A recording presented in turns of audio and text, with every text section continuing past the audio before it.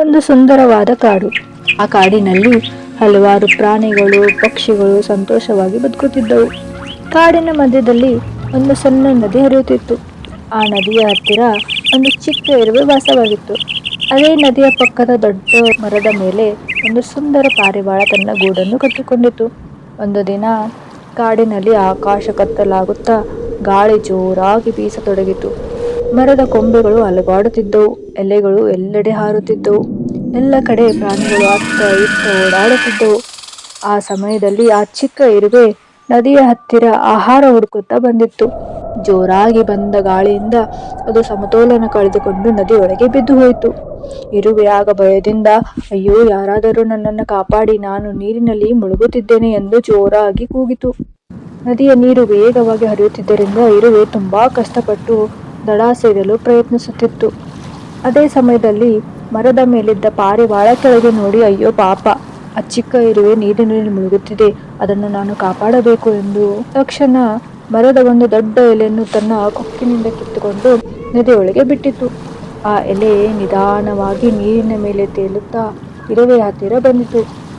ಇರುವೆ ಸ್ವಲ್ಪ ಧೈರ್ಯದಿಂದ, ದೇವರೇ ಧನ್ಯವಾದಗಳು ಅಂತ ಹೇಳಿಕೊಂಡು ನಿಟ್ಟುಸಿರು ಬಿಟ್ಟಿತು. ತಕ್ಷಣ ಆ ಎಲೆಯ ಮೇಲೆ ಹತ್ತಿ ಕುಳಿತುಕೊಂಡಿತು. ನಂತರ ಪಾರಿವಾಳ ನಿಧಾನವಾಗಿ ಆ ಎಲೆಯನ್ನು ನದಿಯ ದಡದ ಕೆಳಗೆ ಎಳೆಯಿತು. ಹೀಗ ಇರುವೆ ಸುರಕ್ಷಿತವಾಗಿ ಹೊರಗೆ ಬಂದಿತು. ಇರುವೆ ಜೋರಾಗಿ ಉಸಿರಾಡುತ್ತಾ ಪಾರಿವಾಳದ ಕಡೆ ನೋಡುತ್ತಾ, ಪಾರಿವಾಳ, ನನಗೆ ಸಹಾಯ ಮಾಡಿದ್ದಕ್ಕೆ ತುಂಬಾ ಧನ್ಯವಾದಗಳು. ನೀನು ಇರಲಿಲ್ಲ ಅಂದಿದ್ರೆ ನಾನು ಇಂದು ಸತ್ತೇ ಹೋಗುತ್ತಿದ್ದೆ. ನಿನ್ನ ಉಪಕಾರವನ್ನು ನಾನು ಯಾವತ್ತೂ ಮರೆಯೋದಿಲ್ಲ ಅಂತ ಹೇಳಿತು. ಆಗ ಪಾರಿವಾಳ, ಅಯ್ಯೋ, ಅದೇನು ದೊಡ್ಡ ವಿಷಯ ಅಲ್ಲ, ನಾವು ಎಲ್ಲರೂ ಇದೇ ಕಾಡಿನಲ್ಲಿ ಬದುಕುತ್ತೇವೆ ಅಲ್ವಾ, ಒಬ್ಬರಿಗೊಬ್ಬರು ಸಹಾಯ ಮಾಡುವುದು ಒಳ್ಳೆಯದು ಅಂತ ಹೇಳಿತು. ಹೀಗೆ ಇಬ್ಬರು ಸ್ನೇಹಿತರಾದರು. ಕೆಲವು ದಿನಗಳ ನಂತರ ಒಂದು ದಿನ ಆ ಕಾಡಿಗೆ ಒಬ್ಬ ಬೇಟೆಗಾರ ಬಂದ. ಅವನು ತುಂಬಾ ಕ್ರೂರಿಯಾಗಿದ್ದ. ಯಾವ ಪ್ರಾಣಿ ಪಕ್ಷಿ ಕಂಡರೂ ಅದನ್ನು ಬೇಟೆಯಾಡುತ್ತಿದ್ದ. ಆ ದಿನ ಅವನ ಕಣ್ಣಿಗೆ ಮರದ ಮೇಲೆ ಕುಳಿತಿದ್ದ ಅದೇ ಸುಂದರವಾದ ಪಾರಿವಾಳ ಕಾಣಿಸಿತು. ಬೇಟೆಗಾರ ತನ್ನೊಳಗೆ ಅನ್ಕೊಂಡ, ಆಹಾ, ಎಷ್ಟು ಸುಂದರವಾದ ಪಾರಿವಾಳ, ಇವತ್ತು ಇದನ್ನು ಬಿಡೋದಿಲ್ಲ ಅಂತ ಹೇಳಿದ. ಆಗ ಅವನು ತನ್ನ ಬಿಲ್ಲು ಮತ್ತು ಬಾಣ ತೆಗೆದುಕೊಂಡು ನಿಧಾನವಾಗಿ ಪಾರಿವಾಳದ ಕಡೆ ಗುರಿ ಇಟ್ಟನು. ಅದೇ ಸಮಯದಲ್ಲಿ ಹತ್ತಿರದಲ್ಲಿದ್ದ ಆ ಚಿಕ್ಕ ಇರುವೆ ಇದನ್ನೆಲ್ಲ ನೋಡಿತು. ಇರುವೆ ಗಾಬರಿಯಿಂದ, ಅಯ್ಯೋ ದೇವರೇ, ಈ ಬೇಟೆಗಾರ ಪಾರಿವಾಳನ್ನು ಬೇಟೆಯಾಡಲು ಬಂದಿದ್ದಾನೆ, ಅದು ನನ್ನ ಪ್ರಾಣ ಉಳಿಸಿತ್ತು, ಈಗ ನಾನು ಅದನ್ನು ಕಾಪಾಡಬೇಕು. ಆದರೆ ನಾನು ಚಿಕ್ಕವನಾಗಿದ್ದೇನೆ, ಏನು ಮಾಡಲಿ, ಹೇಗೆ ಕಾಪಾಡಲಿ ಅಂತ ಒದ್ದಾಡುತ್ತಿತ್ತು. ಸ್ವಲ್ಪ ಸಮಯ ಯೋಚಿಸಿದ ನಂತರ ಅದಕ್ಕೆ ಒಂದು ಯೋಚನೆ ಬಂತು. ಬೇಗನೆ ಓಡುತ್ತಾ ಹೋಗಿ ಬೇಟೆಗಾರನ ಕಾಲಿನ ಮೇಲೆ ಹತ್ತಿತು.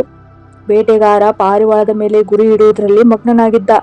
ಅಷ್ಟರಲ್ಲಿ ಇರುವೆ ಅವನ ಕಾಲಿಗೆ ಜೋರಾಗಿ ಕಚ್ಚಿಬಿಟ್ಟಿತು. ಬೇಟೆಗಾರ, ಅಯ್ಯೋ, ಏನೋ ಕಚ್ಚಿತು ಅಂತ ಜೋರಾಗಿ ಕೂಗಿ ತನ್ನ ಕಾಲು ಕದಲಿಸಿದ. ಅದರಿಂದ ಅವನು ಇಟ್ಟಿದ್ದ ಬಾಣದ ಗುರಿ ತಪ್ಪಿ ಹೋಯಿತು.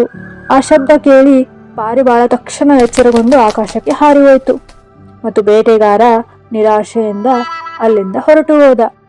ನಂತರ ಪಾರಿವಾಳ ಇರುವೆ ಹತ್ತಿರ ಬಂದು, ಇರುವೆ ಸ್ನೇಹಿತ, ಇಂದು ನೀನು ನನ್ನ ಪ್ರಾಣ ಉಳಿಸಿಬಿಟ್ಟೆ, ನಿನ್ನ ಸಹಾಯವನ್ನು ಯಾವತ್ತೂ ಮರೆಯೋದಿಲ್ಲ ಅಂತ ಹೇಳಿತು.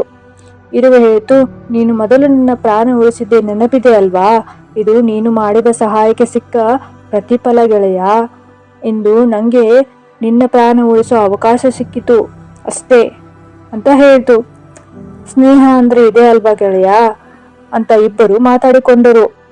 ಹೀಗೆ ಚಿಕ್ಕ ಇರುವೆ ತನ್ನ ಬುದ್ಧಿ ಮತ್ತು ಧೈರ್ಯದಿಂದ ದೊಡ್ಡ ಸಹಾಯ ಮಾಡಿತು. ನಾವು ಮಾಡುವ ಪ್ರತಿಯೊಂದು ಕೆಲಸವೂ ಅದು ಒಳ್ಳೆಯದಾಗಿರಲಿ ಅಥವಾ ಕೆಟ್ಟದಾಗಿರಲಿ ಒಂದಿನ ನಮಗೆ ಮರಳಿ ಬಂದೇ ಬರುತ್ತದೆ. ಈ ಕತೆ ನಿಮಗೆ ಇಷ್ಟವಾಗಿದ್ದರೆ ಕಥೆಯ ಕ್ಷಣ ವಿತ್ ಪೂರ್ಣ ಅನ್ನು ಸಬ್ಸ್ಕ್ರೈಬ್ ಮಾಡಿ. ಮತ್ತೊಂದು ಕಥೆಯೊಂದಿಗೆ ಭೇಟಿಯಾಗೋಣ.